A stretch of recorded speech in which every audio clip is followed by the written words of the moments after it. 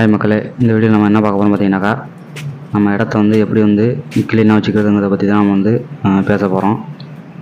இப்போ நம்ம ஆடுங்களாம் வந்து வெளி மேய்ச்சலுக்கு போயிட்டு வந்துருச்சுங்க. ஆடுங்க வந்து ஃபஸ்ட்டு நம்ம என்னத்தை எதிர்பார்க்கும் பார்த்தீங்கன்னாக்கா, தன் இடத்த வந்து சுத்தமாக வச்சுக்க தான் வந்து எதிர்பார்க்கும்.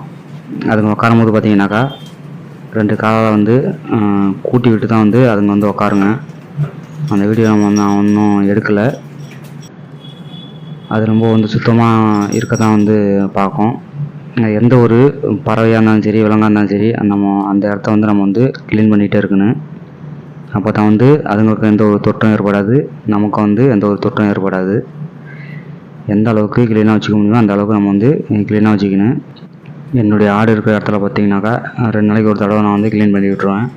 ஓகே, நன்றி.